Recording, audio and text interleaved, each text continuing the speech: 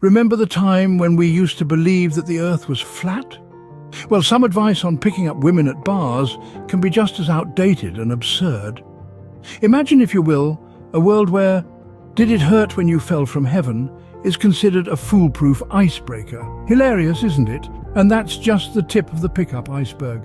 We're about to dive deep into a sea of cringe-worthy advice, so bad it's good. So buckle up as we navigate through this hilarious journey of the worst pickup advice ever given. Now, who doesn't love a good pickup line? But what about a bad pickup line? They are like the ugly ducklings of the dating world. Let's dive into the deep, murky waters of terrible pickup lines. Picture this. A man walks into a bar, spots a lady he fancies, and struts over with the confidence of a peacock.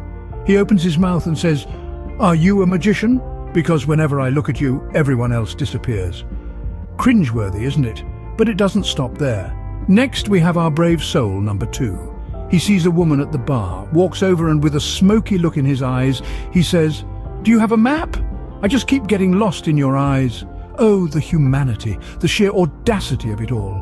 But wait, there's more. Imagine a man sporting a mischievous grin, sidling up to a woman and whispering, "Is your name Google? Because you have everything I've been searching for." It's a wonder how these men manage to say these lines without bursting into laughter, or better yet, disappearing out of sheer embarrassment. Then we have the classic, the one that's been passed down through generations like a terrible heirloom. A man walks up to a woman, takes her hand, and with a straight face says, "Did it hurt when you fell from heaven?" It's almost poetic in a cringe-inducing, face-palming sort of way. Let's not forget about our friend who thought it would be a good idea to approach a woman and say, "Do you believe in love at first sight? Or should I walk by again?" This line is so bad it's almost good. Almost. And finally, we have the man who decided to combine a pickup line with a terrible pun. He saunters over to a woman and says, "Are you a beaver? Because damn!" It's a wonder these lines ever see the light of day. And if you think those were bad, hold on to your seats, because it's about to get even worse. If bad pickup lines were a sport, these next pieces of advice would be the Olympic champions. Let's dive into the deep end of the pool of bad advice, shall we? Picture this. You're at a bar and you see a woman you'd like to meet. What's the first thing you should do? Why? Talk incessantly about yourself, of course. Because nothing says, "I'm the life of the party," like a monologue about your fantasy football team or the detailed workings of your stock portfolio. Remember, it's not a conversation if you're the only one talking.